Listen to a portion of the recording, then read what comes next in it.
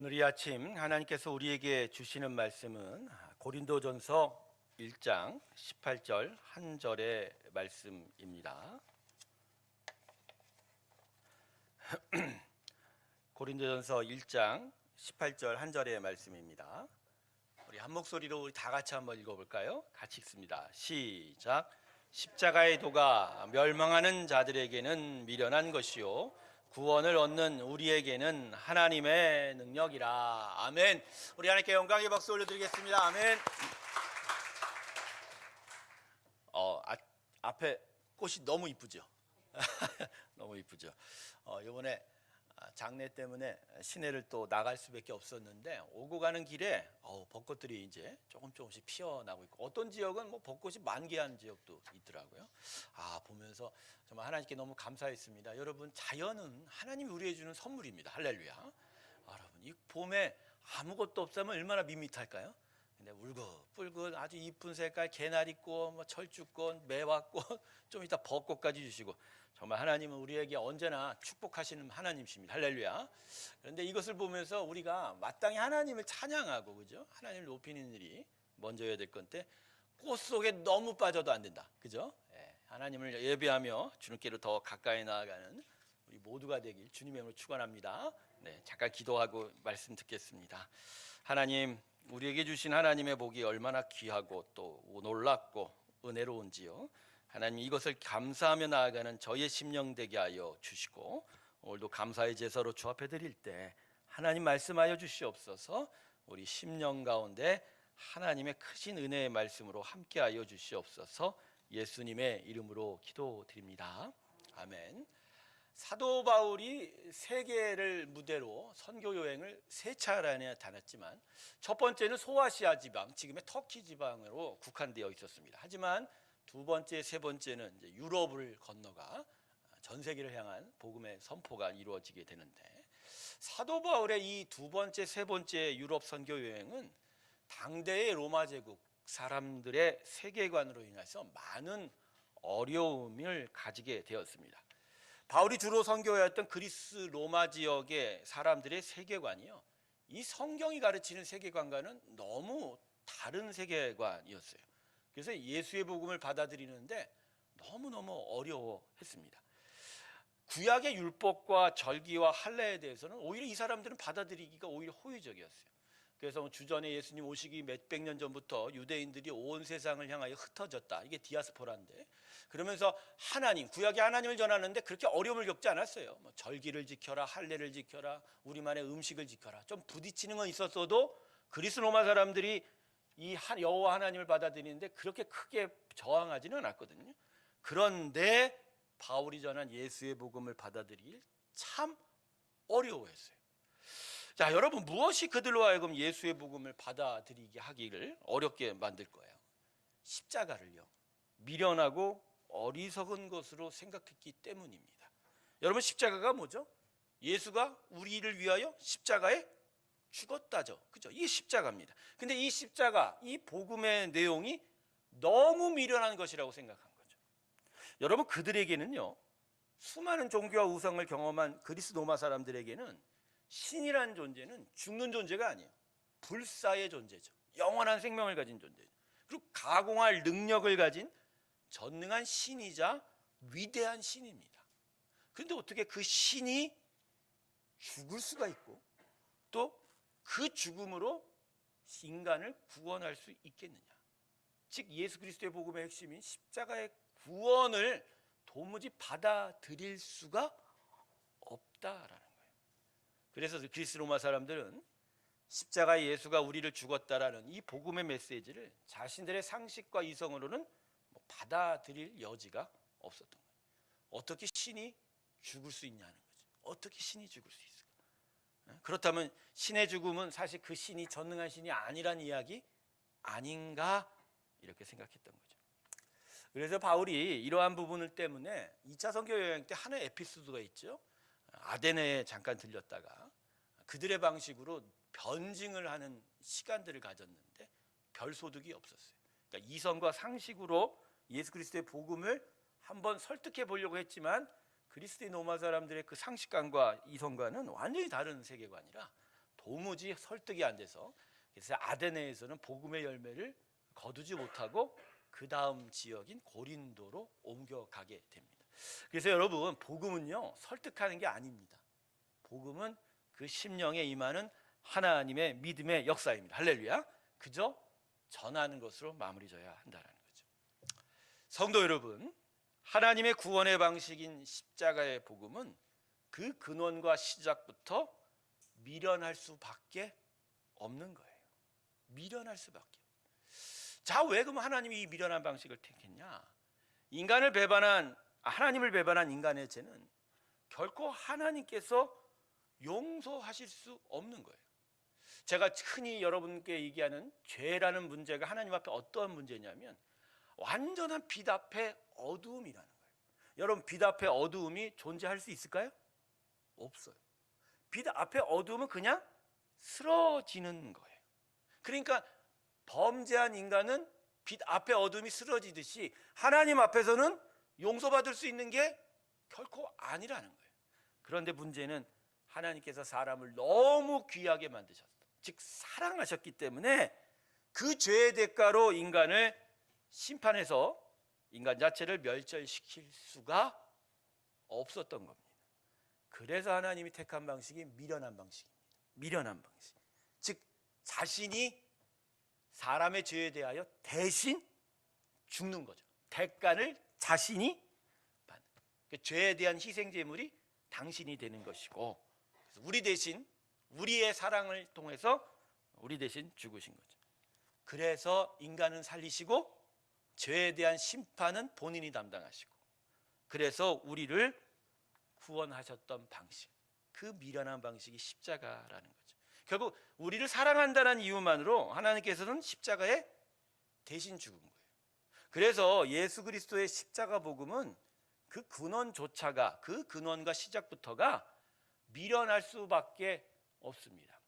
할렐루야. 예, 미련할 수밖에 없는데 어떻게 할렐루야 하냐고요? 근데 이게 능력인 거죠. 이게 능력인 거죠. 여러분, 십자가는 미련한 겁니다. 미련한 거예요. 어리석은 거예요. 십자가에 두신 하나님의 구원의 방식은 세상이 볼 땐 어리석을 수밖에 없는 거죠. 그런데 예수의 복음에 대해서 우리가 분명히 기억해야 될 건 이 미련한 사랑이 세상과 우리를 변화시켰다는 거예요. 우리를 변화시키고 세상을 변화시킬 수 있는 능력은 오직 이 미련한 십자가에 두신 하나님의 사랑이다. 할렐루야. 그래서 오늘 하반절에 뭐라고 얘기하죠? 짧은 말씀이지만 구원을 얻는 우리에게는 하나님의 뭐라고요? 근데 그 앞에 뭐가? 맨 초반부에 십자가의 도. 십자가의 도가 뭐죠? 십자가의 길, 십자가 가르치는 내용. 즉 예수가 우리를 위하여 희생제물로 죽으시고, 그러나 그분이 부활하셔서 우리를 참된 생명의 길로 인도하신다. 할렐루야. 십자가가 우리를에게 임한 하나님의 능력입니다. 여러분, 이 복음이 있었기에 죄인이었던 우리들이 거룩한 자로 변해가고 있는 거죠. 이 미련한 사랑이 있기에 죄악이 가득한 이 세상에 생명이 가득한 선한 일들이 나타나게 된다라는 거죠. 이 참으로 놀라운 일이죠. 근데 여러분, 여기서 한번 질문을 던지셔야 돼요. 목사님, 어떻게 이렇게 미련한 사랑이 이 세상과 우리의 삶에 거룩한 변화를 가져올 수 있죠? 이게 어떻게 가능합니까? 성도 여러분, 이 미련한 하나님의 사랑이 어떻게 이 세상과 우리를 변화시키는 능력이 될 수 있죠? 여러분, 세상이 우리 앞에 서 있습니다. 근데 이 세상이 우리에게 주장하는 건 뭐죠? 스스로 지혜 있다고 하는 거죠. 그죠? 우리가 언제나 세상의 가치와 세계관을 바라볼 때 항상 우리가 마음을 두는 부분이 뭐죠? 이 세상은 능력이 있고, 이 세상은 그죠? 월등한 힘이 있고, 그리고 지혜가 있고, 그래서 이 세상의 지혜와 이 세상의 생각과 그 세계관대로라면 이 세상은 정말 앞으로 잘 살게 될 것이라는 어떤 장밋빛 같은 전망을 얻게 하지 않습니까? 그런데 스스로 지혜 있다고 자랑하는 세상이 지금 자멸하고 있다라는 거죠. 제가 한번 얘기해 볼게요. 여러분, 이 세상에는 정말 먹거리가 넘쳐납니다. 그죠? 먹거리가 넘쳐나요. 제가 저번에 얘기하지 않았습니까? 음식 잔량 쓰레기가 하루에 저 잠실 수영장 6개 분량이 나온다고, 한국에. 그 중에 2개는 어느 정도라고요? 하나도 손 안 댄? 그냥 한 번도 손 안 댄 그냥 음식들이 남아돈. 그만큼 이 세상에는 음식의 양이 넘쳐나요. 근데요, 세상에는 풍요로운 삶을 자랑하고 그 넘치는 양을 자랑하고 있는데 여전히 세상 곳곳마다 극히 작은 먹거리가 없어서 죽어가는 아이들이 너무 많다는 거예요. 지구 위에 생산하는 세계 총 식량의 양은 모든 사람에게 죽어도 넘치는 양이에요. 통계조사가 이미 나와 있어요. 근데 20년 전부터 이미 과체중 인구가 먹지 못해 고통당하는 인구를 앞질렀다는 거예요. 제가 오늘 살찐 분들에게 마음 힘들게 하는 건 절대 아닙니다. 과체중이라고 생각하지 마세요, 여러분들. 제가 볼 때 우리 교회 과체중 없어요. 과체중 없어요. 다들 더 드셔야 돼요. 영적 양식이 여러분에게 충분히 공급되기 원합니다. 여러분, 이런 말은 이 세상 어딘가는 분명히 남는 식량이 있다는 얘기잖아요. 그런데 이런 남는 식량이라면 굶어서 죽는 불행은 없어야 되는 거 아닌가요? 그런데 스스로 지혜 있다고 하는 이 세상이 이 문제를 해결하고 있습니까? 안 해결하고 있습니다. 해결을 못하고 있어요. 해결을 못하고 있단 말이에요. 여러분, 이 지구상에 있는 수많은 가난과 빈곤과 기아를 인류 몫의 어떤 문명과 제도와 시스템이 해결한 적이 있나요? 해결한 적이 있냔 말이에요. 스스로 지혜가 있다고 자랑하는 세상의 지혜가 그 작동하는 방향이 어렵고 힘들고 아프고 굶주리고 빈곤과 기아를 물리치는 쪽으로 작동하지 않고 자기가 얻고자 하는, 내가 더 얻은 걸 더 얻고자 하는 자기 자신만을 지키려 하는 방향으로 계속 작동하잖아요. 그러니까 세상 지혜는 자기를 위하여 서로를 집어삼키는 싸움과 다툼을 일궈낸다는 거죠. 여러분, 러시아하고 우크라이나가 지금도 전쟁하고 있는 거 아시죠?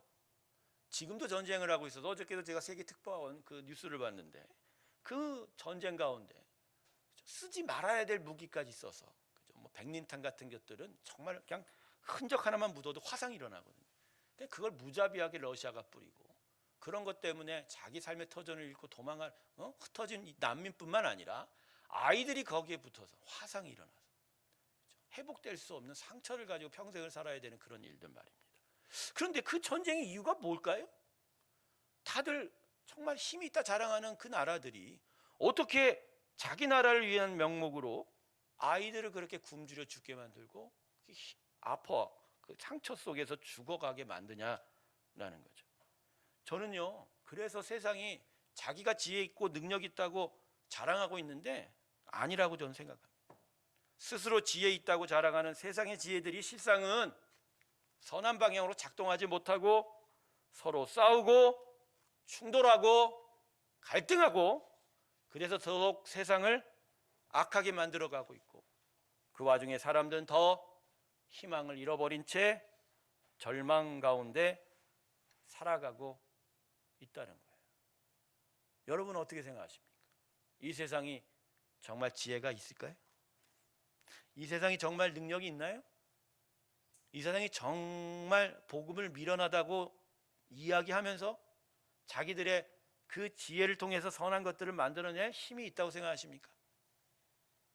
여러분, 세상과 사람이 변화되기 위해선 사람의 지혜와 능력이 중요하지 않습니다. 세상이 변화되려면 무엇보다 예수의 죽음이 필요합니다. 할렐루야. 한국 땅에 안수받은 개신교 목사님 선교사가 들어온 날이 1985년 부활절 아침입니다. 제물포 항구에 장로교회 언더우드 선교사님과 감리교회 아펜젤러 선교사님 두 분이 동시에 한국 땅을 밟았습니다. 근데 그중 한 분이신 감리교회 아펜젤러 선교사가 그 후에 짧은 선교 활동을 마치고 1902년에 순교를 하게 되었습니다. 정확하게 말하면 순직이죠. 아펜젤러 선교사님이 성경 번역자 회의를 목포에서 하는데 이 제물포에서 목포로 가는 배를 타게 됐습니다. 그런데 군산 앞바다에서 다른 배와 충돌하게 되었어요. 그래서 이제 조난을 당하게 됐는데, 원래 아펜젤러 선교사님은 수영을 아주 잘하는 분이었다고 합니다. 본인의 목숨은 충분히 자기가 구할 수 있었던 것 같아요. 또 많은 사람들이 그 배 조난 사고에서 목숨을 구하기도 했었다고 합니다. 그런데 아펜젤러 선교사님은 목숨을 구하지 못했어요. 바다에 익사하게 됩니다. 이유가 뭐냐면 그 목포에서 열린 그 성경 번역자회의에 같이 동행해 갔던 여학생들이 있었는데 그들을 구하려고 애를 쓰다가 탈진해서 결국은 살아 돌아오지 못했다라는 거죠. 자신은 충분히 살 수 있었으나 남을 위하여 자신의 목숨을 희생했던 아펜젤러 선교사님. 아펜젤러 선교사님의 나이가 그 당시 44살이었다고 합니다. 근데 여러분, 이 한국 땅에 와서 그 전 세계에서 가장 미개발되고 미천한 나라라고 알려진 한국 땅에 와서 무엇이 좋다고 아펜젤러 선교사님이 여기까지 왔겠습니까? 더더군다나 이 땅에서 7년도 채 있지 못하고 희생당하여 순교한 그 일들이 얼마나 어리석어 보이냔 말이죠. 그죠? 40대 중반에. 그런데 이분의 희생이 결국 한국 땅을 변화시킨 일들이 되었습니다. 감리교에서 처음 왔던 아펜젤러 선교사님이 세웠던 학교가 배제학당. 여러분 잘 아시죠? 배제학당. 그 처음 세운 교회가 정동에 있는 정동제일교회입니다. 지금도 교회가 있는데 거기서 수많은 한국의 인재들이 쏟아져 나오기 시작했습니다. 기독교의 복음으로 무장하고 그리고 이 민족의 복음화와 이 민족의 근대화, 그도 일제 강점기에서 정말로 참된 구원의 나라를 이루기 위해서 3.1운동과 같은 항거운동을 시작했던 그 인재들이 대부분 이 배제학당과 정동제일교회에서 나왔다라는. 배제학당에서 나온 유명한 인물이 있죠. 초대 대통령이었던 이승만 대통령. 그 외분의 공과가 여러 가지로 이야기되고 있지만 당시 독립운동에 앞장섰던 이 이승만 대통령도 배제학당 출신이라는 것이죠.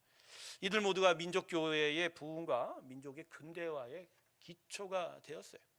예, 복음으로 말입니다.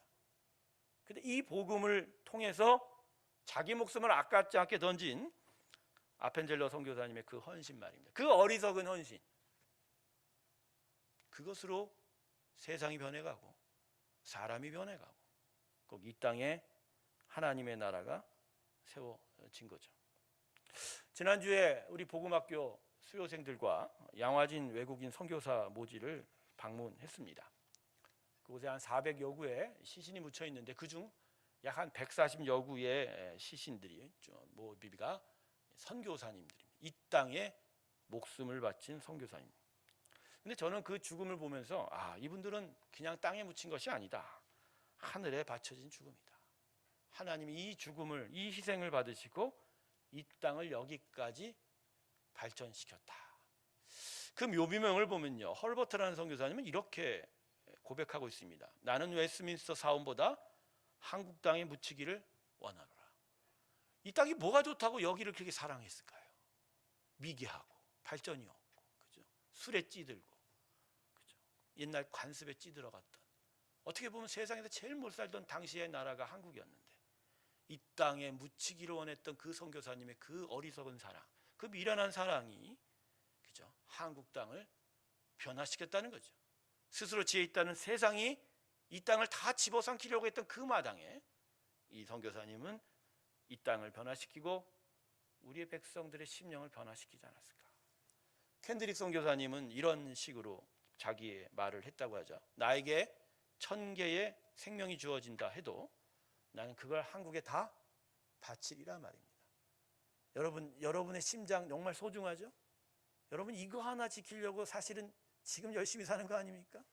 근데 이 선교사님은 이게 1000개라면 다 어디다 바친다고요? 한국 땅에 바친다. 여러분, 예수님이 이렇게 십자가에서 고난 받으신 겁니다.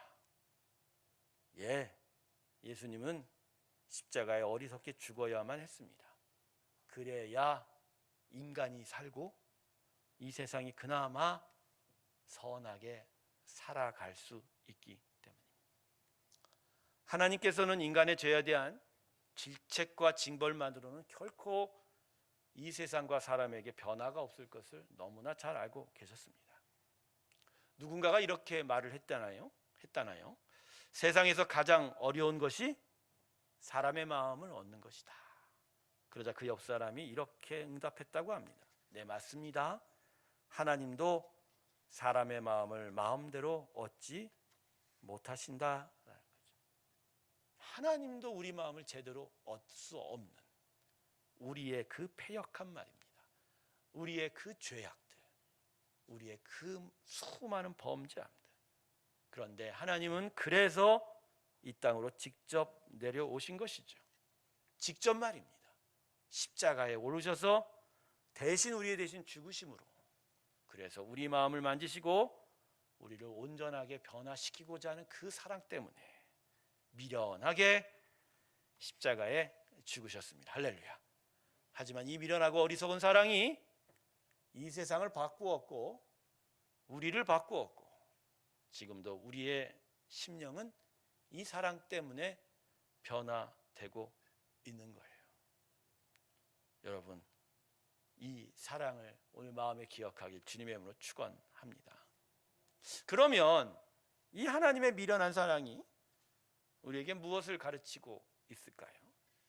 네, 미련한 사랑이 우리를 구원했다면 이 미련한 사랑이 우리가 따라야 될 삶의 목표가 되어야 된다는 거죠.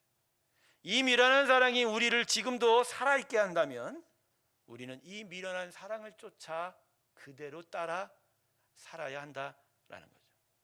요한복음 12장 24절에 예수님이 이렇게 말씀하셨죠. 내가 진실로 진실로 너희로에게 이르노니 한 알의 밀이 땅에 떨어져 죽지 아니하면 한 알 그대로 있고 죽으면 많은 열매를 맺느니라. 할렐루야. 죽으라는 게 아니에요. 예수님의 그 죽으심을 따라 자기 십자가를 따라가라는 거예요. 십자가, 자기 십자가가 뭐죠? 예수님이 보여주신 그 미련하고 어리석은 사랑, 그걸 그대로 따라가라는 거죠. 즉 세상이 자랑하듯 자기 지혜를 자랑하고 자기 능력을 자랑하고 자기를 사랑하고 자기를 위한 그 삶이 아니라 예수님이 십자가에 보여주신 대로 자기가 먼저 죽고 자기가 먼저 희생하고 자기를 통해서 세상과 사람들이 변화해야 되는 그 일들을 바로 우리 안에 이루어지기를 예수님은 원하셨다라는 거죠. 자기 십자가 앞으로 달려가길 주님의 이름으로 축원합니다. 그게 우리가 가야 할 길이라는 거죠. 근데 여러분, 나를 죽이고 나를 포기한다는 게 쉽지는 않습니다. 그래서 제가 여러분에게 오늘 세 가지로 우리에게 필요한 일들을 짧게 이야기 드리려고 합니다. 우리가 우리 자신을 십자가에 죽일 때마다 필요한 것이 세 가지가 있습니다. 첫 번째는 무엇보다 아버지의 마음을, 하나님의 마음을 배워야 합니다. 기억해야 해요. 독생자 아들 예수가 십자가에 죽어가는 것을 보시면서 그 장이 끊어지는 단장의 고통, 그 단장의 고통을 당하셨지만 그러나 우리가 변화되기를, 우리가 당신의 자녀로 변화되는 걸 너무나 원하셨기에 그 아들 예수의 죽음을 끝까지 받아들이셨던 그 하나님의 끊어지는 마음, 그 사랑하는 마음을 기억하십시오. 두 번째, 하나님의 강한 집념을 배우기를 소망합니다. 미련하다고 썼던 오늘 이 헬라어는 모로스라는 단어인데 그 안에는 고집이 세다, 신념이 강하다라는 거죠. 보통 세상 사람들은 미련하다 그러면 바보스럽다 그러죠. 고집 무척 세다. 근데 이 하나님의 미련함은 인간 사랑에 대한 끝없는 고집이라는 거예요. 하나님은 우리를 한번 사랑하시면 끝까지 포기를 모르십니다. 끝내 그 사랑이 완전하게 이루어지기까지 하나님은 끝없이 우리에게 함께 할 거라는 거예요. 그러기에 우리의 믿음의 삶은 바로 이 하나님의 진념, 그 의지를 배워가는 일이 있어야 된다. 마지막으로 셋째, 손해를 봄으로 풍성함 없는 하나님의 역사가 경험되기를 원합니다. 결국 예수가 우리에게 가르치는 십자가의 도는 내가 죽을 때 내가 다시 사는 일이 나타나게 된다. 이번 은학도 장로님의 장례식에서 계속 제가 선포했던 건 그것입니다. 육체의 죽음이 끝이 아닌 이 죽음을 넘어 부요하게 열린 그 하나님의 세상, 그것이 바로 장로님이 걸어간 이기는 믿음의 자유였다. 그것을 제가 유족들과 우리 성도들에게 이야기했습니다. 예수의 복음은 바로 죽음 위에서 다시 태어나는 소망의 생명의 꽃입니다. 할렐루야. 우리는 십자가에 먼저 죽고 그러나 십자가에서 우리를 다시 살리시는 하나님의 부요한 생명을 기대하는 자예요. 그러기에 우리는 먼저 낮아지고 먼저 포기하고 먼저 나의 것을 내어놓아야 합니다. 그리고 그만큼 나를 세우시고 나를 채우시는 하나님의 사랑을 경험케 되는 게 바로 우리의 믿음의 삶이라는 것 기억해야 할 것입니다. 말씀을 정리하겠습니다. 믿음의 사람들의 삶의 자세는 몸을 아래로 향하여 엎드리는 삶입니다. 심령은 하나님을 보나 이 땅에 살아가는 나의 몸은 아래로 향하여 엎드리는 사람. 세상 사람들은 이것을 바보 같은 일이라고 생각할 것입니다. 그러나 나의 몸을 엎드리는 그 마음, 그게 가장 위대한 마음입니다. 왜냐하면 하나님께서 그 인생을 가장 위대하게 여기시기 때문입니다. 그래서 나의 몸을 엎드려 하나님 앞에 나아갈 때 하나님은 나를 존귀한 자로 세워가게 될 줄로 믿습니다. 사랑하는 성도 여러분, 십자가의 도를 따라 주님 앞으로 귀하게 나아가십시오. 그리고 그 미련한 사랑을 닮아 우리도 세상에 대해서는 미련하게 사십시오. 그러나 하나님이 그러한 미련하고 어리석은 우리의 삶의 마음 속에 온전한 지혜와 능력으로 함께 하셔서 우리의 삶을 정말 부요하게 이끌어가게 될 줄로 믿습니다. 이 미련한 사랑이 여러분의 심령에 기억되길 주님의 이름으로 축원합니다. 기도하겠습니다. 아버지 하나님 감사합니다. 오늘 하나님의 미련한 사랑을 다시 마음에 기억합니다.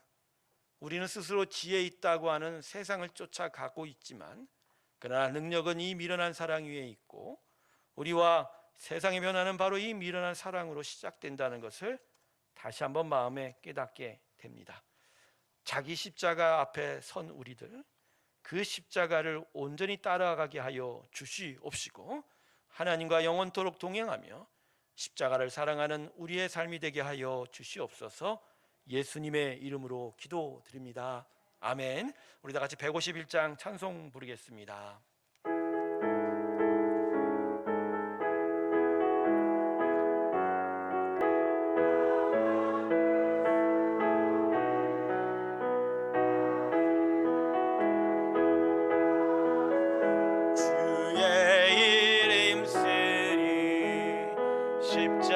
십자가 내가 처음 볼 때에 나의 마음의 큰 고통 사라져 오늘 믿고서 내 눈 밝아 참내 기쁨 영원하도다. 기도하시겠습니다. 우리를 위하여 십자가의 그 모든 것을 다 내어놓으신 하나님의 그 미련한 사랑을 바라보며 그 사랑이 우리를 변화시키고 우리를 참된 생명의 삶으로 이끌었다는 것을 기억합니다. 주님 감사하며 예배드릴 때 이 예물도 주께 올려드리오니 주님 홀로 영광받아 주시옵소서. 우리가 온전히 따라야 될 십자가의 도가 때로는 거칠고 마음의 불편함으로 다가오지만 그것이 우리를 인도할 하나님의 능력이요 그 능력 안에서 우리가 온전케 됨을 다시 기억하며 주님께 간구합니다. 십자가에 나아갈 믿음을 허락하여 주시고 또 은혜로 인도하여 주셔서 영원히 하나님의 아들 예수의 십자가를 바라보며 그 십자가와 동행하며 사는 저희가 되게 하여 주시옵소서.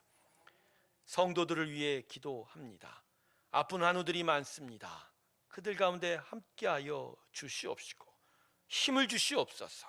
용기를 주시옵시고 부활하신 예수님의 그 생명의 역사가 그들 가운데 있게 하여 주시옵소서. 성도들의 삶의 일들이 참 퍽퍽합니다. 그들의 어려움들을 익히 하시오니 그 삶의 터전에 자정하실 때 붙들어 주시옵소서. 힘을 주시옵소서. 때때로 만넘어 매출하기도 허락하여 주셔서 주님의 살아계심을 느끼며 그래서 그것으로 인하여 힘을 얻고 더 성실히 살아가는 하나님의 귀한 백성 되게 하여 주시옵소서. 이 교회가 진리의 반석 위에 세워지게 하시고 주님을 향한 믿음의 일들이 더욱더 살아나게 하여 주시고 성령의 충만으로 영의 부요한 일들이 가득한 아버지의 기뻐하는 교회 되게 하여 주시옵소서. 다시 한번 하나님께 감사드리며 예수님의 이름으로 기도드립니다. 아멘. 우리 하나님께 감사의 박수 올려드리겠습니다. 아멘. 주보안을 보시고 광고 말씀 나누도록 하겠습니다. 여러분 계속 필사 계속 관심 기울이시고 열심히 써주시기를 바라겠습니다. 영적 양식이 있어야 됩니다. 그게 우리의 믿음을 지켜갈 수 있는 귀한 길이 될 것입니다. 고난주간 특별 새벽 예배가 2주 앞으로 다가왔죠. 4월 3일 월요일부터 금요일까지 오전 5시 30분에 본당에서 여러분과 함께 만나겠습니다. 이번에 이 고난 특세를 통해서 십자가 예수를 더욱더 분명하게 만나는 귀한 은혜의 시간 되기 원합니다. 부활절은 4월 9일 주일입니다. 그러나 이날 새벽 예배가 있습니다. 5시 30분 본당에서 새벽 예배 있음을 기억해 주시기를 바라고요. 그날 부활절 주일 예배는 1부와 2부 예배로 드리는데 성찬식이 진행될 예정입니다. 그리고 부활절 세례와 입교식이 2부 예배 가운데 있는데 교육은 4월 1일 토요일 오후에 3시간 정도 진행이 될 예정이고요.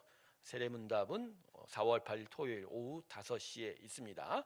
혹시 아직 신청하지 않은 장년 성도가 계시다면 3월 마지막 일까지 간사에게 신청해 주시기를 바라겠습니다. 주중 전도대 활동이 이제 4월부터 시작이 됩니다. 복음학교가 잘 마쳤고요.